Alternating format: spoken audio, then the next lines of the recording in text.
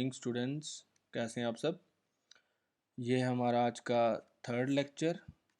Last lecture second में आपने पढ़ा इलेक्ट्रिक चार्ज, उसके बाद properties of electric charge, next है कंजर्वेशन ऑफ इलेक्ट्रिक चार्ज। इसको पढ़ने से पहले जो हमने लास्ट में 3-4 इम्पॉर्टेंट प्रॉपर्टीज़ थी, जैसे चार्ज इज़ एडिटिव, ध्यान देना है। एक था चार्ज इज़ एडिटिव, दूसरा चार्ज इज़ क्वांटाइज्ड और तीसरा चार्ज इज़ कंजर्व्ड। एडिटिव का क्या मतलब है, हम चार्ज को क्या कर सकते हैं, ऐड कर सकते हैं। जब हमने चार्ज को ऐड करना है तब उसके साइंस को भी कंसीडर करना है। कहने वालों जिसके साथ प्लस है उसके साथ प्लस लिखना है और जिसके साथ माइनस है उसके माइनस लिखना है। ये आपको आगे डिटेल में पढ़ाया जाएगा। क्वांटाइजेशन ऑफ चार्ज, कहने वालों क्वांटाइज्ड कोई भी चीज़ अगर स्टेप्स या पैकेट्स में है तो उसको बोलते हैं वो क्या है, क्वांटाइज्ड है। यहाँ चार्ज की बात है, अगर जैसे हम टॉफ़ीज़ की बात कर लें, वो छोटे रैपर्स में पैक होती हैं, हम टॉफ़ीज़ को भी बोल सकते हैं वो क्या है, क्वांटाइज्ड है। और देन है आपके पास क्या, कंजर्वेशन, चार्ज इज कंजर्व्ड, कि चार्ज क्या है, कांस्टेंट। क्वांटाइज्ड का मतलब ये रहता है, सबसे बड़ा फ़ायदा चार्ज क्वांटाइज्ड है तो चार्ज की डिस्ट्रीब्यूशन आसान रहती है। चार्ज इज कंजर्व कांस्टेंट रहता है। इसको थोड़ा सा एक्सप्लेन कर रहा हूँ, ध्यान दें अच्छे से। हमारे पास एक सब्सटेंस है 1, एक सब्सटेंस है क्या 2। जब हमने रब किया, एक में से इलेक्ट्रॉन निकलेंगे, दूसरे को जाएंगे। लेट अस सपोज दैट इसमें से इलेक्ट्रॉन निकले, कितने निकले, 2 निकले। इसमें से कितने, एक गए, 2 गए।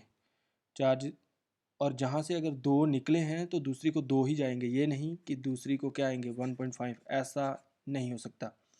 और जहाँ से लॉस हुए हैं, जितने लॉस हुए हैं, यहाँ क्या जगह +2 और यहाँ क्या आएगा -2। अगर रब करने से पहले देखें तो इसके ऊपर भी चार्ज नहीं था, इसके ऊपर भी चार्ज नहीं था, लेकिन रब करने पर हमने सपोज किया पहले वाले से इलेक्ट्रॉन दूसरे को कितने गए, 2, तो पहले वाले पे कितना आया +2 और दूसरे वाले पे कितना आया -2। रब करने से पहले दोनों के ऊपर चार्ज क्या था, 0, कहने का मतलब क्या था, कांस्टेंट। लेकिन अब रब करने के बाद +2 -2 किसके बराबर, 0 के बराबर।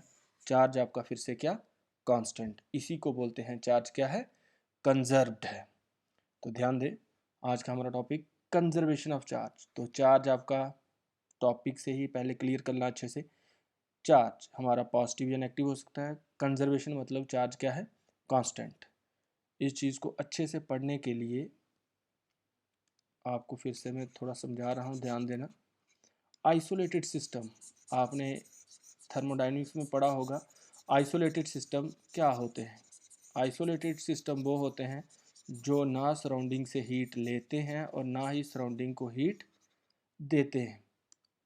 तो आइसोलेटेड सिस्टम क्या होता है, थर्मोडायनेमिक्स के अकॉर्डिंग वो सिस्टम ना वो सराउंडिंग को हीट देते हैं और ना ही सराउंडिंग से हीट लेते हैं। कहने का मतलब उन सिस्टम के अंदर हीट क्या रहती है, कांस्टेंट रहती है। तो यहाँ अकॉर्डिंग टू दिस कंसेप्ट, जो टोटल चार्ज है in an isolated system always remains क्या, कांस्टेंट। एक डेफिनेशन ये है कंजर्वेशन चार्ज की, कि जो टोटल चार्ज है आइसोलेटेड सिस्टम के अंदर वो हमेशा क्या रहता है, कांस्टेंट। दूसरा, किसी सिस्टम के अंदर हम चार्ज को ना बना सकते हैं ना डिस्ट्रॉय कर सकते हैं, सिर्फ हम चार्ज को एक सिस्टम से दूसरे सिस्टम पर ट्रांसफ़र कर सकते हैं जब हम उन दो बॉडीज़ को या दो सिस्टम को क्या करेंगे, रब करेंगे। इसकी एक और डेफिनेशन है, in an isolated system, isolated system के अंदर charge can neither be created nor be destroyed but it can be transferred from one part of the system to another part on rubbing. इसको अच्छे से हम पढ़ेंगे किससे, example से। हमारे पास एग्जाम्पल नंबर 1 है, हम ग्लास रॉड को रब कर रहे हैं किसके साथ, सिल्क पीस के साथ। जैसे ही ग्लास रॉड को रब करेंगे किसके साथ, सिल्क पीस के साथ, ग्लास रॉड से इलेक्ट्रॉन जाएंगे किसको, सिल्क पीस को। ग्लास रॉड पे आएगा क्या, पॉजिटिव चार्ज, सिल्क पीस पे आएगा क्या, नेगेटिव चार्ज। जितना ग्लास रॉड पे पॉजिटिव उतना ही सिल्क पीस के ऊपर नेगेटिव। लेकिन अगर हम रब करने से पहले देखें तो ग्लास रॉड के ऊपर भी कोई चार्ज नहीं है और सिल्क के ऊपर भी कोई चार्ज नहीं है, लेकिन रब करने के बाद ग्लास रॉड पे क्या आया, पॉजिटिव चार्ज, सिल्क पीस पे उतना ही नेगेटिव चार्ज, जितना ग्लास रॉड पॉजिटिव उतना ही सिल्क के ऊपर क्या, नेगेटिव। अगर हम आफ्टर रब हम चेक करें पॉजिटिव और आपका क्या, नेगेटिव, जो हमारा टोटल चार्ज फिर से किसके बराबर आया, 0 के बराबर। लेट अस सपोज जहाँ 3 पॉजिटिव था यहाँ 3 नेगेटिव, प्लस 3 पॉजिटिव 3 नेगेटिव किसके बराबर, 0 के बराबर, और चार्ज आपका क्या आया, constant. Example, when glass rod is rubbed with a piece of silk, the glass rod acquire positive charge and silk piece acquired equal negative charge, बराबर जितना ग्लास रॉड पे पॉजिटिव होगा उतना ही सिल्क के ऊपर नेगेटिव होगा। Thus the isolated system of glass rod and silk piece acquire zero net charge, total net charge before rub करने से पहले and after rubbing, hence charge is conserved, charge क्या है, constant। इसकी दूसरी example, in the case of radio active decay of uranium nucleus, radio active decay आप chapter number 8 में पढ़ेंगे। जो प्रोडक्ट्स हैं आपके बनेंगे वो क्या बनेगा, थोरियम और हीलियम, थोरियम और हीलियम, और हीलियम को क्या बोलते हैं, अल्फा पार्टिकल। ये इसको याद रखना, हीलियम को क्या बोलते हैं, अल्फा पार्टिकल। तो ध्यान दें इसकी एग्जाम्पल, यूरेनियम U92 238, 92 होता है इसका एटॉमिक नंबर है ये, और ये 238 इसका क्या है, मास नंबर। जब ये ब्रेक हुआ तो बना क्या, थोरियम और हीलियम, 2He4 90 234। हीलियम को ही क्या बोलते हैं, अल्फा पार्टिकल, क्या बोलते हैं, अल्फा पार्टिकल। 90 यहाँ मास नंबर है और ये इसका क्या है, एटॉमिक नंबर है, और ये 234 क्या है, मास नंबर। यहाँ 2 एटॉमिक नंबर है और 4 क्या है, मास नंबर। रब करने से पहले यहाँ डिके, यहाँ रब नहीं है, यहाँ डिके हो रहा है, यूरेनियम टूट रहा है, तो टूटने से पहले कितना चार्ज था, 92। टोटल चार्ज बिफोर डिके कितना था, 92, और टूटने के बाद क्या है, 90 और 2, सी मतलब चार्ज का यूनिट है, ऐसा यूनिट चार्ज का कूलम, 90 + 2 तो किसके बराबर हो गया, 92। हैंस टूटने से पहले, डिके होने से पहले चार्ज कितना था, 92, और टूटने के बाद भी क्या है, 92, hence charge is conserved. Next है हमारा क्वांटाइजेशन ऑफ चार्ज। चार्ज आपका फिर से वही plus minus 2 charge. Quantization, quantization का मतलब होता है स्टेप्स या पैकेट्स, और हम जानते हैं चार्ज किस में है, स्टेप्स में है, यहाँ बोल सकते हैं चार्ज किस में है, पैकेट्स में। तो इसका मतलब चार्ज क्या है, क्वांटाइज्ड है। चार्ज को डिनोट करते हैं Q के साथ, और Q किसके बराबर होता है, NE, N इंटू E। आप ना लिखें मल्टीप्लाई का साइन तो अंडरस्टूड है कि उसके बीच मल्टीप्लाई है। N होता है इंटेग्रल नंबर, N की वैल्यू होती है 1 2 3 4 सो ऑन, और E होता है आपका एलिमेंट्री चार्ज, और जिसकी वैल्यू होती है 1.6 इंटू 10⁻⁹ कूलम। इससे छोटा चार्ज एग्जिस्ट नहीं करता, ये बेसिक चार्ज है, 1.6 इंटू 10⁻⁹ कूलम। तो ध्यान दें, चार्ज किसी बॉडी के ऊपर जो Q होता है वो किसके बराबर होता है, प्लस माइनस NE। फार्मूला जो प्लस किसके लिए है, जो बॉडी लूज करेगी इलेक्ट्रॉन, और माइनस किसके लिए, जो बॉडी गेन करेगी इलेक्ट्रॉन। N मतलब 1 2 3, E मतलब आपका क्या, elementary charge. We know that charge exist only in discrete steps, charge किस में है, डिस्क्रीट स्टेप्स में है। Hence it is said to be क्या, हम कह सकते हैं क्या, क्वांटाइजेशन ऑफ चार्ज। और according to quantization of charge, the charge on a body is equal to the integral multiple of elementary charge. इसका मतलब ये था Q is equal to plus minus NE, integral multiple of किसका, elementary charge. तो जो आपका Q है that is, जो ऊपर वाली ये सारी लाइंस की मतलब है, Q is equal to plus minus NE, N की वैल्यू 1 2 3 4 सो ऑन, और E आपका क्या है, एलिमेंट्री चार्ज, और इसकी वैल्यू कितनी है, 1.6 इंटू 10⁻⁹ कूलम। जो पॉसिबल वैल्यू है चार्ज की वो क्या क्या हो सकती है, जो चार्ज एग्जिस्ट करता है वो कौन कौन सी वैल्यू चार्ज की हो सकती है। The possible value charge as under, हमारा formula Q is equal to plus minus N e. Plus मैंने आपको बता दिया जो बॉडी लूज करेगी electron, the loss of electron acquire positive charge, और minus gain of electron acquire negative charge. हम n की वैल्यू पहले डालेंगे 1 से मल्टीप्लाई करेंगे, कोई चेंज नहीं आएगा, plus minus 1.6 into 10⁻19 coulomb. Plus जब कोई बॉडी एक इलेक्ट्रॉन लूज करेगी, जो लूज करेगी उसके ऊपर चार्ज आएगा प्लस 1.6 इंटू 10⁻19 कूलम, और जो गेन करेगी उसके ऊपर आएगा 1.6 इंटू 10⁻19 कूलम। तो तभी ये प्लस और माइनस दोनों इकट्ठे लिखे जा रहे हैं।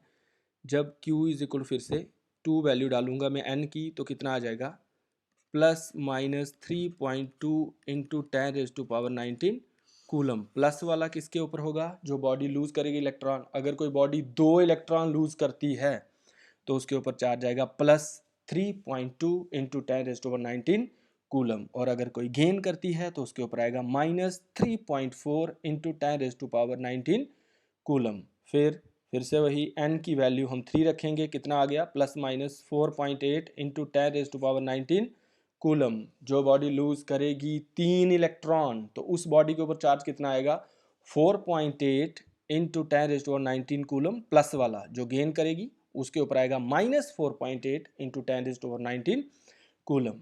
फिर हम n की वैल्यू क्या रखेंगे 4, आपके पास plus minus 6.4 into 10⁻19 coulomb. Same जो बॉडी लूज करेगी 4 इलेक्ट्रॉन, उस बॉडी के ऊपर चार्ज आएगा कितना 6.4 इंटू 10⁻19 कूलम। और उसके बाद जैसे पहले चार्ज की वैल्यू कितनी है 1.6, जब एक इलेक्ट्रॉन लूज हुआ, जब 2 इलेक्ट्रॉन लूज हुए एक बॉडी से तो कितना 3.4, जब 3 हुए 4.8, जब 4 हुए 6.4 एंड सो ऑन। और इनके बीच जो वैल्यूज लाई करेंगी, जैसे सपोज 2.2, इस तरह का चार्ज एग्जिस्ट नहीं करता। The values of charge lying between the above values are not possible. ये आपको नेक्स्ट न्यूमेरिकल्स में भी समझाया जाएगा कैसे है। जैसे 3.2 और 4.8 के बीच जैसे 3.5 एक वैल्यू आती है, उस तरह का चार्ज भी एग्जिस्ट नहीं करता। जो काज है, कारण है क्वांटाइजेशन का, वो क्या है कि जब हम रब करें तो integral number of electron transfer हो, इक्वल नंबर ऑफ। जैसे एक इलेक्ट्रॉन ट्रांसफर ने पर जो बॉडी जो लूज करती है उसके ऊपर कितना चार्ज आता है प्लस 1.6 इंटू 10⁻19 कूलम। जो गेन करती है उसके ऊपर माइनस 1.6 इंटू 10⁻19 कूलम। तो काज क्या है, the cause of quantization of charge is that only integral number of electrons can be transferred from one body to another body on rubbing। ये था आपके पास क्या क्वांटाइजेशन ऑफ चार्ज। और यहाँ से आपने ये सीखा कि जो फार्मूला होता है Q is equal to plus minus N E, इसके ऊपर आगे न्यूमेरिकल्स आएंगे, प्लस जो बॉडी लूज करेगी इलेक्ट्रॉन माइनस जो बॉडी गेन करेगी इलेक्ट्रॉन, N1 2 3, ई मतलब एलिमेंट्री चार्ज और क्यू मतलब जो बॉडी के ऊपर चार्ज है। देन नेक्स्ट है हमारे पास कंसेप्ट्स। कंसेप्ट्स किसके लिए बेटा, जो भी आपको मल्टीपल चॉइस आएंगे वो इन कंसेप्ट से आएंगे। आपको हर टॉपिक में इस तरह से कंसेप्ट लिखवाए जाएंगे, इससे आपको न्यूमेरिकल सॉल्व करने में भी आसानी होगी। सबसे पहला कंसेप्ट है आपका a charge body can attract both oppositely charge body और न्यूट्रल बॉडी। कहने का मतलब जो चार्ज बॉडी है वो अपोजिटली चार्ज बॉडी को भी अट्रैक्ट करती है और न्यूट्रल बॉडी को भी अट्रैक्ट करती है। वो कैसे, ध्यान से समझें। हमारे पास एक स्वेटर है, बैलून का स्वेटर है, ठीक है, ये न्यूट्रल। जब ये कोई भी चीज़ जब न्यूट्रल होती है उसके ऊपर इक्वल नंबर ऑफ पॉजिटिव और नेगेटिव होते हैं। हमारे पास ये एक बैलून है, ये भी क्या है न्यूट्रल, अभी हमने इसको रब नहीं किया गया, तो इसके ऊपर भी क्या है पॉजिटिव और नेगेटिव, पॉजिटिव और नेगेटिव। लेकिन जैसे ही हम इस बैलून को रब करेंगे किसके साथ, स्वेटर के साथ, तो होगा क्या, स्वेटर के ऊपर आ जाएगा क्या पॉजिटिव चार्ज और बैलून के ऊपर आपके पास आ जाएगा क्या नेगेटिव चार्ज। अब जो बैलून है वो क्या हो चुका है, चार्ज हो चुका है, और उसके ऊपर कौन सा चार्ज आ गया है नेगेटिव चार्ज। आपने पीछे पढ़ा भी है, जब बैलून को रब करते हैं सिल्क के साथ तो स्वेटर भी सिल्क का बना हुआ है, तो बैलून के ऊपर आ जाएगा क्या, प्लास्टिक है, रबर है, नेगेटिव चार्ज, और सिल्क के ऊपर क्या आ जाएगा पॉजिटिव चार्ज। अब हमारे पास ये दीवार है, ये न्यूट्रल है, न्यूट्रल है, इसके ऊपर पॉजिटिव भी होंगे, ध्यान से समझना है इसको, और साथ में इसके ऊपर क्या होंगे, नेगेटिव भी होंगे। लेकिन जैसे आप बैलून को पास लेके जाएंगे इस दीवार के साथ, आपने ट्राई भी किया होगा कई बार, आप बालों के साथ बैलून को रब करते हैं और उसके बाद सीधे दीवार पे छोड़ देते हैं, वो चिपक जाता है। अब जो बैलून है नेगेटिवली चार्ज है, तो ये पॉजिटिव वाली चार्ज बॉडी को तो अट्रैक्ट करेगा ही करेगा, अपोजिटली चार्ज बॉडी, ये प्रूफ हो गया। अगर पॉजिटिव वाली कोई बॉडी है तो उसको अट्रैक्ट करेगा। अब न्यूट्रल बॉडी को कैसे अट्रैक्ट करता है, जैसे दीवार न्यूट्रल है, जैसे मैं बैलून को पास लेके जाऊंगा, ये नेगेटिव और पॉजिटिव के बीच अट्रैक्शन होगी, और जो नेगेटिव होगा उसके बीच क्या होगी, रिपल्शन। वो नेगेटिव वाले सारे एक साइड पर हो जाएंगे, इनके बीच अट्रैक्शन, और जो बैलून है वो दीवार के साथ चिपक जाएगा। यहाँ से प्रूफ हुआ ये चार्ज बॉडी थी, ये अपोजिटली चार्ज बॉडी को भी अट्रैक्ट कर सकती है और न्यूट्रल बॉडी को भी अट्रैक्ट कर सकती है।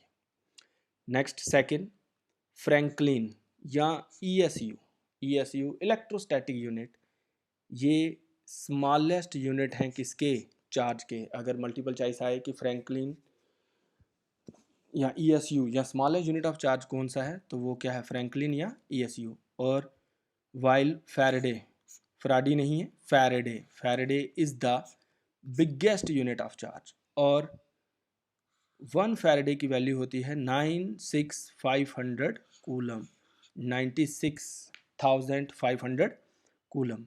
Next, charge always reside on the outer side of the conductor, charge हमेशा कंडक्टर के बाहर वाली साइड होता है। जैसे हमारे पास एक कंडक्टर है तो चार्ज हमेशा उसकी बाहर वाली साइड रहेगा। ये मैंने ऐसे स्फेरिकल कंडक्टर बनाया, इसके अंदर चार्ज नहीं होगा। लेट अस सपोज दैट हमारे पास इस तरह से एक कंडक्टर है, तो चार्ज हमेशा उसके क्या है, ऐसे ऊपर रहेगा, लेकिन उसके अंदर चार्ज नहीं होता। ये भी एक कंसेप्ट है, ध्यान से।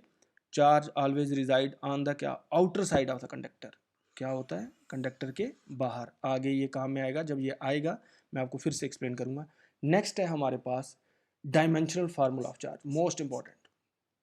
डायमेंशनल फार्मूला आप डायमेंशंस पढ़ के आए हैं 11th में, वो पावर होता है मास, लेंथ और टाइम की। तो डायमेंशनल फार्मूला चार्ज का क्या है, m0 l0 t1 a1। अब आया कैसे, पहले तो आपको ये याद होना चाहिए, और प्रूफ कैसे होता है वो बता रहा हूँ। वी नो दैट आई किसके बराबर है, हम जानते हैं किसके बराबर, q अपॉन t। मुझे q निकालना है, चार्ज का डायमेंशनल फार्मूला क्रॉस मल्टीप्लाई होगी, q किसके बराबर, आई टी। q करंट का ऐसा यूनिट होता है एम्पेयर, t का t ही आ जाएगा आपका टाइम। जिनकी पावर कुछ नहीं उनकी पावर हम लिखते हैं 1, तो Q किसके बराबर, A की पावर 1 T की पावर 1। तो ना यहाँ M था और ना L, तो Q किसके बराबर हो गया, M की पावर 0, L की पावर 0, T की पावर 1, A की पावर 1। तो ये डायमेंशनल फार्मूला हुआ किसका, चार्ज का। दिमाग में रहना चाहिए, भूलना नहीं चाहिए कि चार्ज का डायमेंशनल फार्मूला क्या है, M0 L0 T1 A1। Next हमारा टॉपिक है एडिटिविटी ऑफ चार्ज। मैंने पहले ही इसी टॉपिक के स्टार्ट में आपको एक्सप्लेन किया कि एडिटिविटी का मतलब क्या होता है, कि हम चार्ज को क्या कर सकते हैं, ऐड कर सकते हैं, लेकिन हमने चार्ज के साइंस के ऊपर ध्यान देना है। कहने का मतलब चार्ज के साइन को हमने चेंज नहीं करना है। तो ध्यान दें, according to this concept we add charge,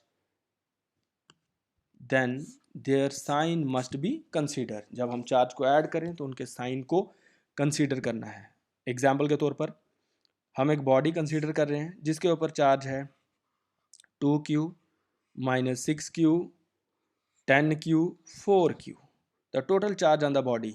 अब ऐड करना है 2q प्लस ब्रैकेट में आ जाएगा minus 6q 10q plus 4q। देखो 2 के साथ पॉजिटिव था तो पॉजिटिव ही, 6 के साथ नेगेटिव है नेगेटिव ही, हमने करना ऐड है लेकिन उसके साइन को चेंज नहीं करना है। 10 के साथ प्लस, 4 के साथ भी प्लस, लेकिन जैसे आपको पता प्लस माइनस माइनस, ये 4q और 2q क्या आ गया 6q minus 6q plus 10q, 6q minus 6q 0, और आपके पास टोटल चार्ज कितना आ गया 10q। तो कहने का मतलब अगर किसी चार्ज के साथ -2 लिखा है -2q तो वो माइनस ही लिखना है, -4q माइनस ही लिखना है। लेकिन आपको पता जब हम ऐड करेंगे प्लस माइनस माइनस हो जाएगा, प्लस माइनस माइनस हो जाएगा। ये था आपका क्या, एडिटिविटी ऑफ चार्ज। तीन इम्पॉर्टेंट कंसेप्ट हमने पढ़े हैं। एक यहाँ कंजर्वेशन ऑफ चार्ज, दूसरा क्वांटाइजेशन ऑफ चार्ज और तीसरा additivity of charge. Conservation of charge का मतलब था कि चार्ज कांस्टेंट रहता है, रब करने से पहले कांस्टेंट, रब करने के बाद भी कांस्टेंट। चार्ज को ना हम बना सकते हैं ना डिस्ट्रॉय कर सकते हैं, सिर्फ चार्ज एक बॉडी से दूसरी बॉडी ट्रांसफ़र होता है। दूसरा था क्वांटाइजेशन ऑफ चार्ज। तो क्वांटाइजेशन ऑफ चार्ज का आपका सीधे एक फार्मूला यहाँ से निकल गया है, Q is equal to plus minus NE। जो Q होता है वो integral multiple of elementary charge होता है, और प्लस एक बॉडी लूज करती है इलेक्ट्रॉन और एक गेन करती है इलेक्ट्रॉन, और N होता है नंबर ऑफ इलेक्ट्रॉन्स, E होता है एलिमेंट्री चार्ज और Q होता है आपके पास चार्ज। तो यहाँ से आपके न्यूमेरिकल्स भी आएंगे। अभी नेक्स्ट टॉपिक में हम न्यूमेरिकल्स करेंगे इसके रिलेटेड ही। और नेक्स्ट था additivity of charge. Additivity of charge का मतलब है हम चार्ज को क्या कर सकते हैं, ऐड कर सकते हैं, लेकिन सबसे ज़्यादा ध्यान ये देना है कि चार्ज के साइन को चार्ज के साइन को चेंज नहीं करना है। अगर उसके साथ माइनस है तो माइनस रखना है, प्लस है तो प्लस रखना है। हमने वैसे भी इसको क्या करना है, ऐड करना है, और जो इसके यहाँ माइनस होगा प्लस माइनस किसके बराबर होगा, माइनस के ही होगा। आप डायरेक्ट भी कर सकते हैं लेकिन मैं आपको डिटेल में बता रहा हूँ। आज के लिए इतना ही। नेक्स्ट टॉपिक में हम करेंगे न्यूमेरिकल आपके किसके, क्वांटाइजेशन ऑफ चार्ज के।